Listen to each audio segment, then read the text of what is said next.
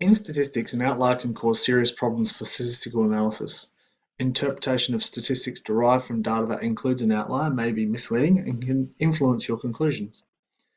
In this video, we're going to look at what outliers are, the effect of outliers on measures of centre, measures of spread. We'll look at when to remove an outlier, and we'll look at an outlier test. An outlier is a value that is generally much larger or much smaller than the general body of data. A large gap in the distribution is typically a sign of an outlier. Here we have the sample attendance data for a day training course. You can see there's one very large number with a gap between it and the rest of the distribution of the data. Values that fall outside the overall pattern are called outliers. They might be valid or they might be a mistake. Outliers might be a result of a data entry error, or they might be an indicator that you need a larger sample. In this example here, perhaps the day attendance sheet was used for a night class, and this value is an error. Or there could be a completely valid reason why 42 people attended a day training course. Maybe an entire work team attended a special course. This would need further investigation to find out. Here we have a dataset with a suspected outlier highlighted in yellow and a number of summary or descriptive statistics we've calculated for it. If we remove the outlier, let's have a look at the effect on the statistics. The mean changed quite a bit relative to the size of the data value. The median didn't change, nor did the mode. Q1 and Q3 have moved one place, but this is because there's one less data value. The interquartile range and the minimum didn't change. The maximum value did change. As the largest value, the outlier has been removed. As a consequence, the range dramatically changed after the removal of the outlier. So let's summarize the effects of outliers on descriptive or summary statistics. The mean is affected by extreme values or outliers. The median is not affected. The mode isn't affected. The minimum can be affected if it is one of the outliers. The maximum can also be affected if it's one of the outliers. The range is affected. The lower quartile is not affected. The upper quartile is not affected. And the interquartile range isn't affected. I'll cover the effect of outliers on standard deviation in a video on standard deviation. Standard deviation is also a measure of spread, but it's not covered here. You might be wondering if you should remove an outlier or not. It's not acceptable to remove an outlier or an observation just because it's an outlier.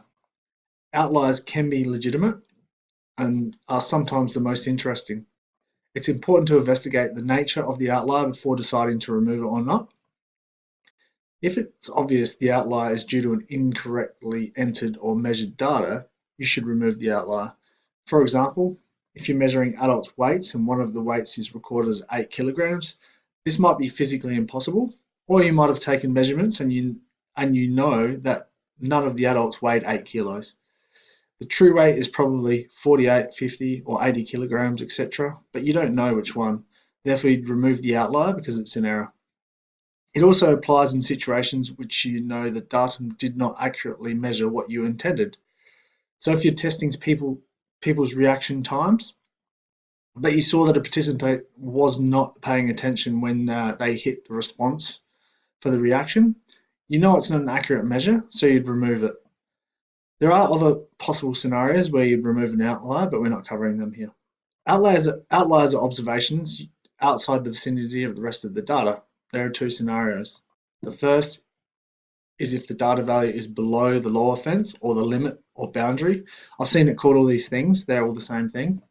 It's calculated by subtracting 1.5 times the interquartile range from Q1. The second scenario is if the data value is above the upper fence or boundary, which is calculated by adding 1.5 times the interquartile range to the upper quartile or Q3.